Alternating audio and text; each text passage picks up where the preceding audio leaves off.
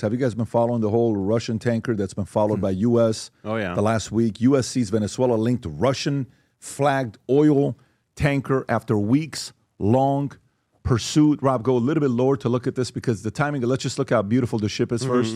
Take a look at that ship. Okay, brand spanking new. Go a little bit lower. Great condition. Yeah, great Looking condition. Good. Just had it detailed. Yeah, how much oil was it leaking along the way? USC, well, climate change. We got to take care of that. So U.S. seized a Russian-flagged oil tanker that was being shadowed by Russian submarine on Wednesday after more than a 2-week-long pursuit crossed the Atlantic as part of the U.S. blockade of Venezuelan oil exports. This appeared to be the first time in recent memory that U.S. military has seized a Russian-flagged vessel. The operation took place after the tanker, originally named Bella 1, great name, slipped through the U.S. maritime blockade of sanctioned tankers in the Caribbean and rebuffed U.S. Coast Guard efforts to board it. The seizure effort was first reported by Reuters. It was on X. Military European Command says that Trump administration has seized the vessel for violating U.S. sanctions. The blockade of sanctioned and illicit Venezuelan oil remains in full effect anywhere in the world. The U.S. official who were speaking on the condition of anonymity said Wednesday operation near Iceland was being carried out by U.S. Coast Guard, and U.S. military Coast Guard did not immediately respond to the request of a comment. Go a little bit lower to see if the Russians have said anything about it. There's no immediate comment from Russia as well. Interesting. Tom, your thoughts on this? Well, first of all, my favorite line of the whole article there was being shadowed by a Russian submarine. In other words, we knew that, or we figured that out. And I think it goes to the technology advantage that we had when we went in and got Maduro. Remember, we didn't lose any equipment. We didn't lose any guys. We didn't have like a massive firefight on the ground that somehow involved civilians accidentally. We went in, we closed our eyes in and out. And now they're saying, well, it was being shadowed by a submarine. And can you see the Russians? Wait, they know we're here? Can you see if there's an image of it, Rob? Can you see if there's an image of the submarine, Russia, Venezuela? I thought I saw one. I thought I saw one on X as well. If you type in submarine, oil, Venezuela, shadow, submarine, I mean, it might have been a stock photo, but it could have been. I mean, nowadays anything is. AI. See if there's anything there with the submarine. No. Is there? No. Because if it was never really seen, but we knew it was there, then we leaked to the media to tell Putin, dude, we know you're following this thing. Again, that's the point, right? I mean, the reason why they took this tanker is actually about India. This is really about India. What's that right there? Let me read the top what it says. Russia dispatched a nuclear submarine to escort a tanker attempting to reach Venezuela. The tanker was already harassed by U.S. Coast Guard. Moscow is moving to guarantee its safe passage through the Atlantic in recent U.S. piracy. And who's saying that? Is that the submarine? All the stuff I've seen has not said that it is the sub. Yeah. I've not seen, if it's out there, I'd love to see it, but I didn't see anything that talks about, oh, here's the picture of them both pulling over for lunch. I thought I saw something, but it could have been AI that is saying. Jeff, where are you at with this? I think this is about India. Again, multiple goals here. They seize the tanker, say you are violating sanctions. We're going to enforce sanctions. Who is the biggest buyer of Russian oil right now? India. So they're saying, look, you guys are continuing to buy sanctioned Russian oil, and there is a ton of it floating around the world right now. There is a massive amount of seaborne oil at sea inventories. And so what they're saying to India is, look, we've tolerated it. We've let it happen. We've talked about it. Yeah. We've given you warnings. Now we're actually going to act on it. Rob, what's this? This is President Trump aboard Air Force One, where he talked about sanctions against India for purchasing Russian oil. Go for it. They wanted to make me happy, basically. He wanted to. Modi's a very good man. Yes. He's a good guy. He knew I was not happy. And it was important to make me happy. They do trade. It's important to make me And happy. we can raise tariffs on them very quickly, and it would be People are very afraid bad of for that. them. Is that Lindsey? Who is that to the left? Lindsey it Graham. is?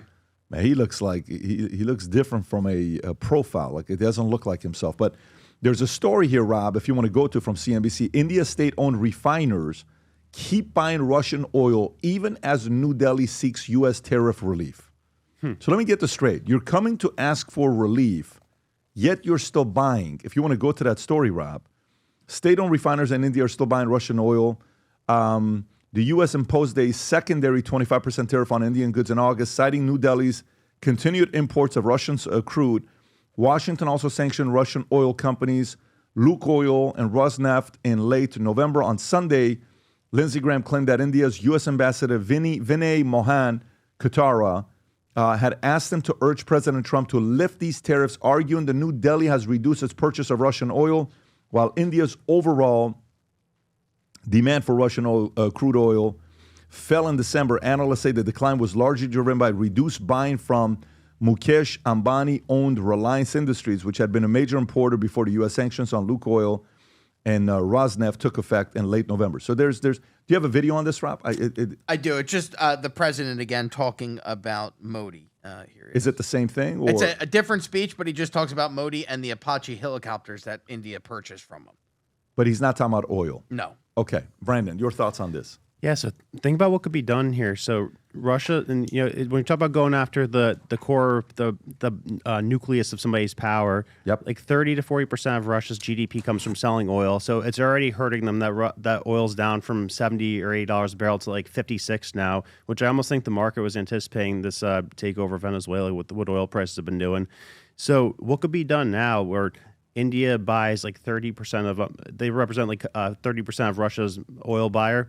So now could we start selling Venezuela's oil to India to offset that if we want them to stop buying Russia's oil? Because if we chop away at Russia's oil demand, then that decimates them. Their GDPs are already going down because of the lower price in oil and the lack of buying pressure from countries. Because it's really just China and India that buys Russian oil, and Iran a little bit. But so, if Iran falls, if we have Venezuela's oil, then really we have the biggest oil producing countries in the world like at our mercy. You know what I mean? Yeah, but you know what this is doing? Let me tell you what it's doing. And this is the feeling I'm getting. And I'm really curious to know how he's going to react. I think he is fully suffocating Putin. Yeah. I think he is fully suffocating Putin to the point where you ever gone into a fight and a guy is choking you and you're willing to do anything and everything to get out of it, or else you're going to pass out and you do something really dumb and reckless? Mm-hmm. What's Putin's next move? Actually think about it. Another submarine? No, but really, what do you do next? So let me get this straight. So it's like, okay, all right, so you're putting sanctions on, EU and whatever. I'll do business with India. No, you can't. All right, Iran, keep sending me drones so I can attack Ukraine. Nope, decimate Iran so they can't. So now I can't buy drones from Iran to attack Ukraine. No. Okay, so let me go to China. China can't get the oil from Venezuela now. Well, so now look, he is so cornered right now, Putin, in such a way that Putin's probably sitting there saying, man, I miss President Biden. But you notice how he's doing it very slowly, incrementally. It's almost like, just tightening the noose a little bit at a time. Yeah. So you don't really realize it. The right sequencing. But I don't know about whether he's not realizing it. Here's a question. Well, I think that's the whole submarine story. But Jeff, here's a question, Tom. I'll come to you here. Do you think he stops this aggressive? Like, what's more important to him? Do you think he would allow all of this stuff to happen and get behind Putin and support him to open up business again if Putin flat out just comes out and gets it over with Zelensky? Yeah. Do you think that would put a stop to all of this? To a lot of this? I think that's the carrot and the stick, right? The carrot has always been stop the war in Ukraine and join us and let's do a lot of business. We'll buy all your oil again. The stick is we're going to slowly strangle you and there's nothing you can do about it. How much worse does it get than this? I mean, of course, there's different levels of worse, but Putin can't breathe right now. I think the goal here for Putin, what he really cares about is remaining as president of Russia.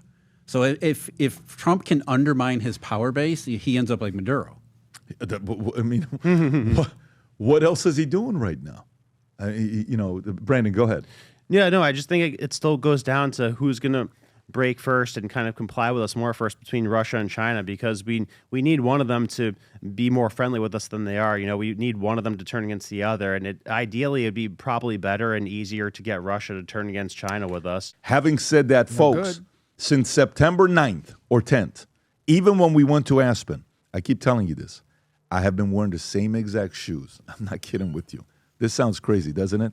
It has to be. It's the only thing that I wear every single day, and I show you every single time. This is on, right? Future Looks Bright shoes. We are now seeing this in 20. I think we just hit 25 or 26 countries that it's been ordered in. If you're somewhere in the world watching this, you haven't placed an order yet, go ahead. But here's a Future Looks Bright shoes. Rob, go ahead and play the clip. When we set out to create a shoe that blends comfort, function, and luxury, we had the choice to make it fast. We had the choice to make it cheap. We chose neither. Instead, we chose Tuscany, Italy. We chose true Italian craftsmanship, each pair touched by 50 skilled hands. We chose patience, spending 2 years perfecting every detail, and we chose the finest quality at every step. Introducing the Future Looks Bright collection. Not rushed, not disposable, not ordinary. Rather, intentional, luxurious, timeless. All right, so guys, it's officially on the fourth order. This is how quickly this thing's going right now. What people, we were not expecting for a shoe, but it has become such a big hit. And the biggest thing is people come to this page and they compare to the Berluti, the Ferragamo, the Zegna, the Gucci, and you look at the FLB and what it offers with the super foam technology at the bottom of it and the craftsmanship, made in Tuscany, Italy, at 5 factories. If you haven't placed an order for yourself or your husband or your son or somebody, go place an order. They will fall in love with the shoes. Go read the reviews on the website for yourself, only from people who purchased the shoes, and enjoy it. They'll come back to you saying, this is the most comfortable thing I've ever worn. Go to vtmerch.com, place your order. And having said that, let's get right into it. If you enjoyed this video, you want to watch more videos like this, click here. And if you want to watch the entire podcast, click here.